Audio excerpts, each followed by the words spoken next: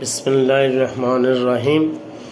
আমি প্রকৌশলী ফারুক মাহমুদ চৌধুরী, দুবাই প্রবাসী, সংযুক্ত আরব আমিরাত থেকে। আজকে কিছু আমাদের প্রবাসী ভাইদের জন্য যারা সংযুক্ত আরব আমিরাতে আটককৃত বাংলাদেশি রিমিটেন্স যোদ্ধাদের জেল হাজত থেকে ছড়ানোর জন্য জরুরি পয়েন্ট নিয়ে আপনাদের নিকট আহ্বান জানাচ্ছি।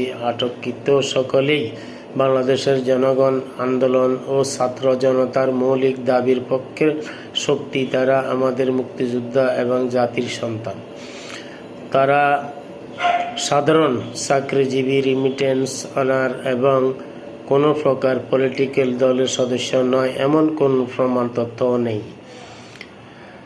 তারা আমাদের অপমার জনসাধারণ এবং বর্তমান অন্তর্বর্তীকালীন সরকারের পক্ষে এবং স্বৈরাচার ফ্যাসিস্ট হাসিনা সরকারের রেজিমের বিপক্ষে অবস্থান নিয়েছিল এবং জীবন বাজি রেখে আটক আদেশের ভয় না করে শান্তিপূর্ণভাবে প্রতিবাদ করেছিলেন। তারা কেউ ইউএই বা দুবাইয়ের সরকার বা অথরিটি বা পুলিশ প্রশাসনের বিরুদ্ধে, কোনো আইনের বিরুদ্ধেই কোনো প্রকার অবস্থান নেই, স্লোগান দেয়নি বা তাদের প্রথম চাইনি। এটা আমাদের বাংলাদেশের খুব স্বাভাবিক প্রতিবাদের ভাষার নেচার বা কালচার। হয়তো এটা আরব বা বিশ্বের কালচার নয়, তবে এটা আমাদের স্বাভাবিক প্রতিবাদের ভাষা, যেটা সরকার বিরোধী সবাই মেনে নেয়। এটা আমাদের কনস্টিটিউশন এর একটা অংশ, ফ্রিডম অফ স্পিচ।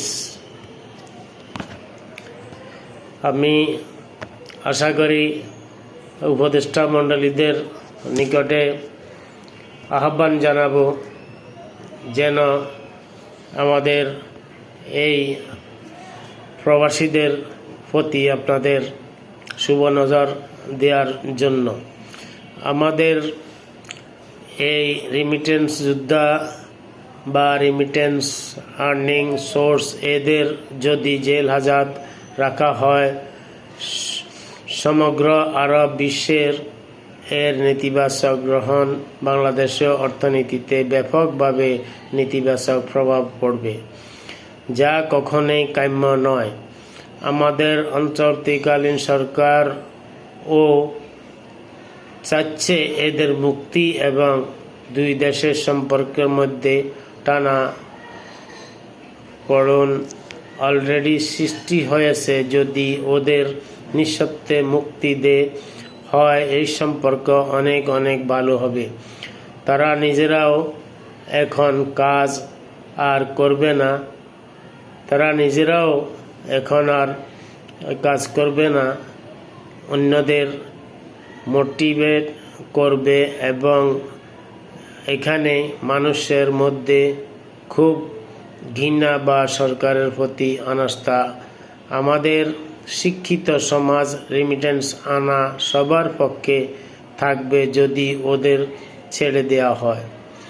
অন্য দেশের নাগরিককে এইভাবে আটক রাখলে বিশ্বের অন্য দেশ, ওয়েস্টার্ন ওয়ার্ল্ড, সেখানে এই জাতি প্রতিবাদ গ্রহণযোগ্য যে আমাদের সমাজরা আমাদের দেশ ও বন্ধু অন্য দেশ ইউএই বা দুবাইকে একটি ফ্যানাটিক, লিবারেল এবং আগ্রাসী সরকার, স্বৈরাচারী সরকারের হিসাবে তুলে ধরবেন করবেন।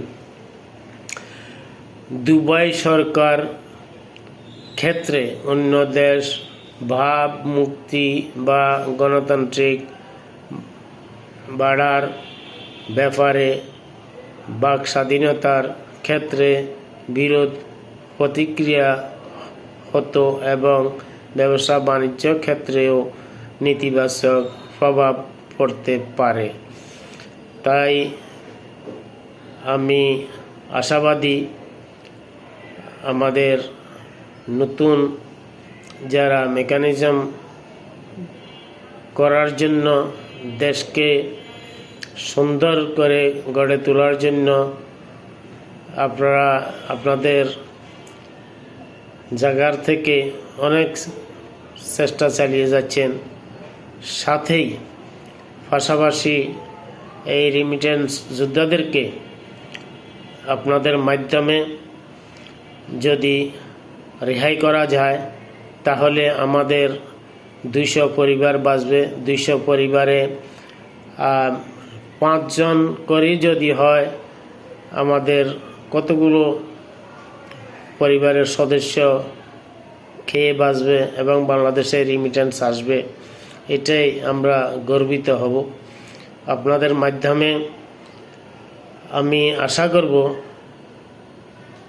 পররাষ্ট্র মন্ত্রণালয়ের নীতি নির্ধারক যারা রয়েছেন ওনাদের মাধ্যমে সংযুক্ত আরব আমিরাতের পররাষ্ট্র মন্ত্রণালয়ের যোগাযোগ করলে অথবা বাংলাদেশে দুবাই এমবেসি যেটা রয়েছেন এমবেসির সাথে যোগাযোগ করে হলো আমাদের বাংলাদেশি রিমিটেন্স যোদ্ধাদের, আমার ভাইদের যেন